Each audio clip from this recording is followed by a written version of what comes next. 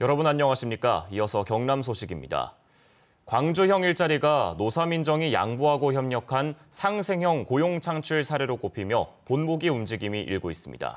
경남에서는 밀양 하남뿌리 특화산단에서 이른바 밀양형 일자리가 이르면 이달 안에 성사될 것으로 보입니다. 박상현 기자입니다. 주물 기업들이 들어선 창원시 진해구 마천 산업단지.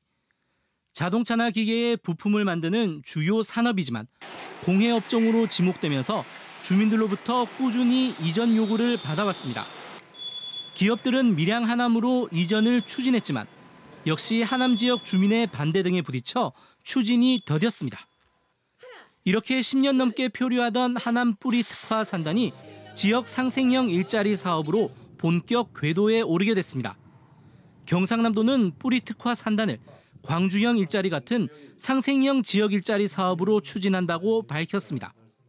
이를 위해 기업은 이전과 신규 투자를, 노동자는 생산성 향상을, 주민은 환경민원 최소화를, 경상남도와 밀양시는 정책 자금 지원과 제도 개선을 이루기로 뜻을 모았습니다. 경상남도는 상생형 일자리 사업으로 2024년까지 최소 3,500억 원 투자, 500여 명 신규 고용을 기대하고 있습니다. 규모가 작은 업체들이 아니라서 정부에서 조금이라도 그런 지원이 무이자나 장기적이나 금융권에 대한 어떤 도움을 조금만 주시면 이전하는데 아주 활성화될 것 같다는 생각이 듭니다. 경상남도는 이르면 이달 말 노사민정 상생협약식을 열고 뿌리산단 일자리 사업에 본격 나섭니다. KBS 뉴스 박상현입니다. 대우조선이 이른바 하도급 갑질로 공공입찰 제한이라는 대형 악재 위기에 놓였다가 사실상 3, 4년 정도 유예됐습니다.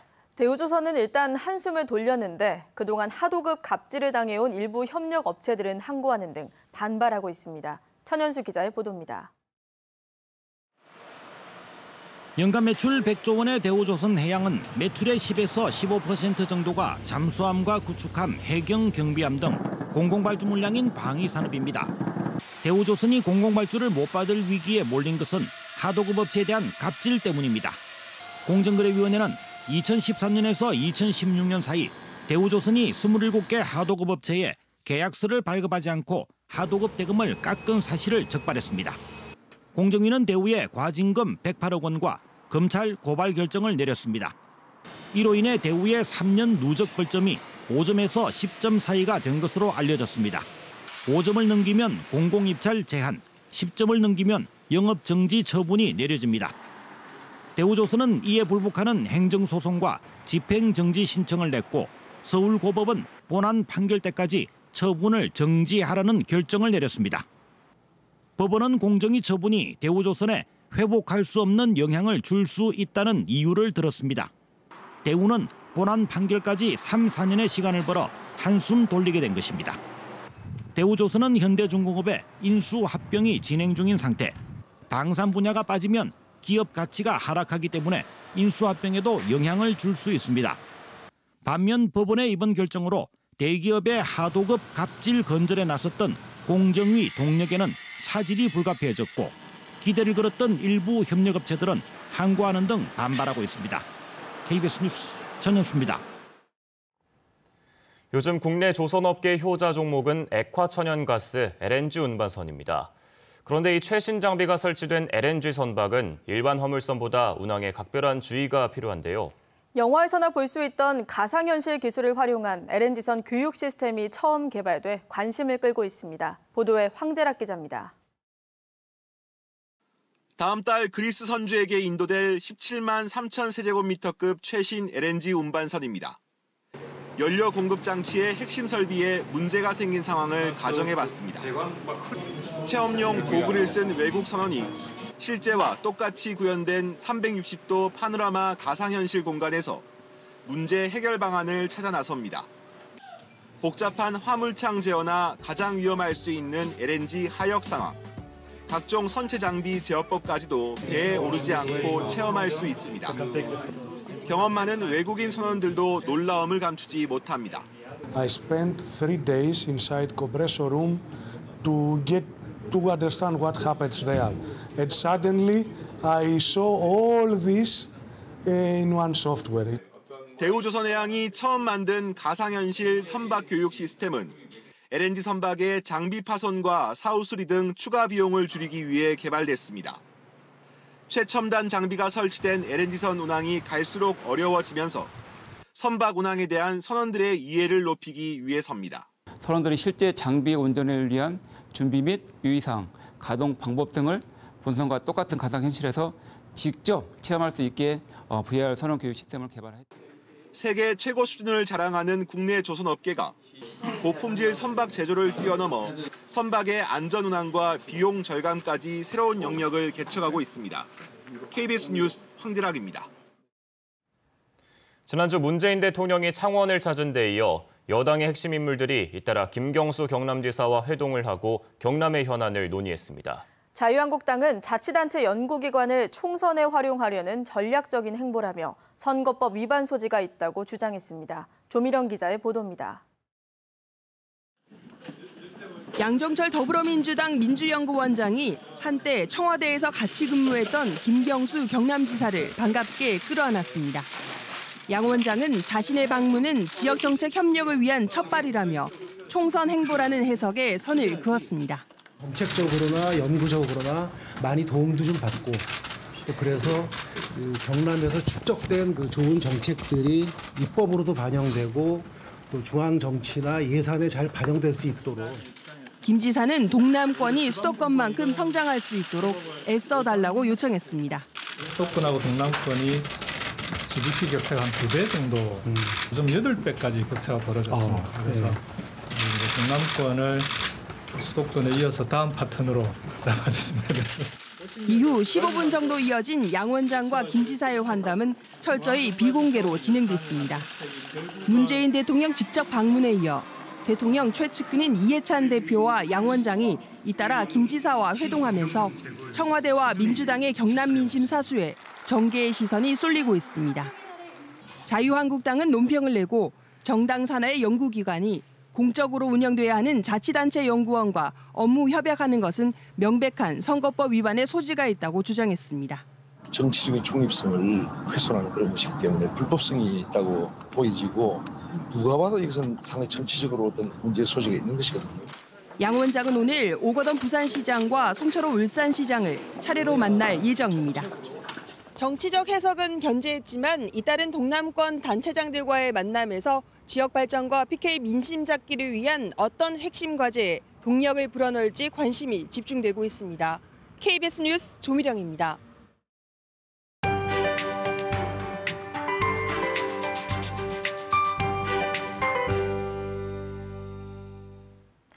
오늘도 나오실 때 작은 우산을 하나 챙기셔야겠습니다. 대기가 불안정한 상태가 계속 이어지면서 곳곳으로 비구름이 만들어지고 있습니다. 이 비구름의 영향으로 오후까지 내륙으로는 빗방울이 떨어지겠고요.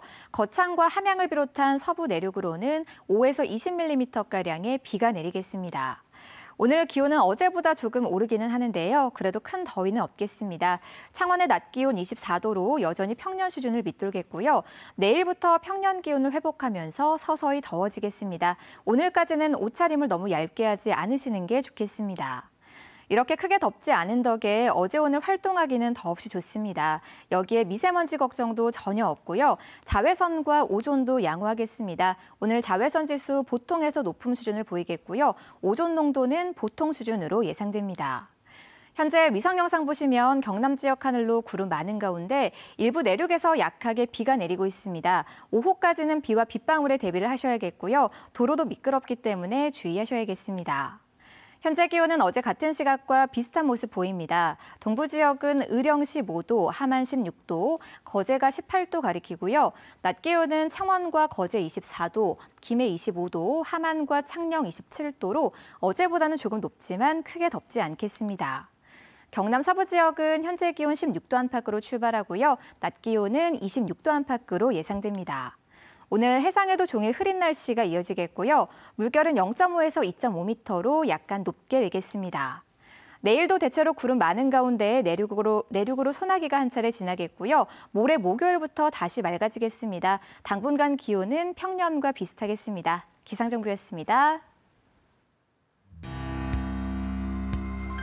창원 상공회의소와 두산중공업이 태양광 발전 사업을 벌이는 베트남 TTC와 기업 활동 및 정보 교환에 협력하기로 했습니다. 경남중기청이 오는 10일부터 7일 동안 제로페이 사용자를 대상으로 미국 여행권과 온누리 상품권 증정 이벤트를 엽니다. 경남 항공기업들이 오는 16일부터 열리는 2019 파리 에어쇼에 참석해 해외 시장 개척 활동에 나섭니다. LG전자가 올해 시청각 장애인용 TV 보급자로 선정돼 장애인 특화 방송 TV 15,000대를 무료로 보급합니다. 경남도의회 더불어민주당 원내대표단이 오늘 회의를 열고 경남 학생 인권 조례안의 처리 방안에 대한 의견 수렴 방식과 시기를 논의하기로 했습니다. 경남 학생 인권 조례안은 지난달 도의회 상임위원회에서 부결됐지만 오는 7월까지 재적의원 3분의 1 이상이 요구하면 본회의 상정이 가능해집니다.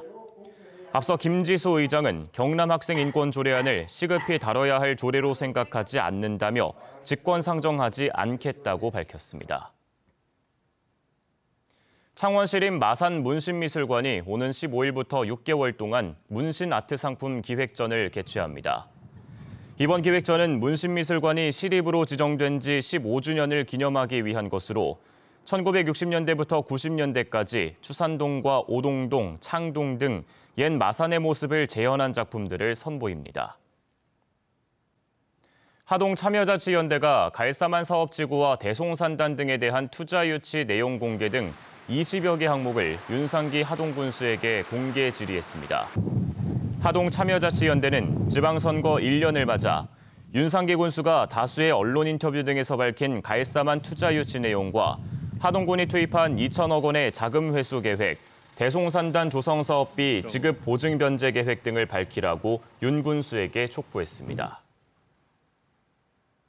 어제 오후 4시 반쯤 통영시 광도면 노산 삼거리에서 어린이들이 탄 학원 승합차와 RV 승용차가 부딪혔습니다. 이 사고로 승합차와 승용차 운전자, 승합차에 탔던 5살에서 7살까지 어린이 8명 등 10명이 다쳐 병원에서 응급치료를 받았습니다. 경찰은 신호 위반으로 사고가 난 것으로 보고 정확한 사고 경위를 조사하고 있습니다. 마산 동부경찰서는 앙심을 품고 이웃 주민을 살해한 혐의로 60살 A씨를 구속했습니다. A씨는 지난 8일 밤 10시쯤 창원시 회성동의 한 슈퍼에서 평소 알고 지내던 슈퍼주인 68살 B씨를 미리 준비한 흉기로 머리를 수차례 때려 숨지게 한 혐의를 받고 있습니다. 경찰 조사 결과 A씨는 앞서 2017년 B씨를 때려 벌금 300만 원을 선고받았고 자신의 차량까지 압류되자 앙심을 품고 범행을 저지른 것으로 알려졌습니다. 경남환경운동연합이 어제 대전 산림청 앞에서 기자회견을 열고 경남 지역 숲이 거제 남북권 관광단지와 김해 용지봉 휴양림 등 각종 사업으로 훼손되고 있다며 사업 중단과 재검토를 촉구했습니다. 또 가지치기 등 숲 가꾸기 사업이 오히려 숲의 면역력을 떨어뜨린다며 정책을 전환해야 한다고 주장했습니다. 뉴스를 마칩니다. 시청해주신 여러분 고맙습니다.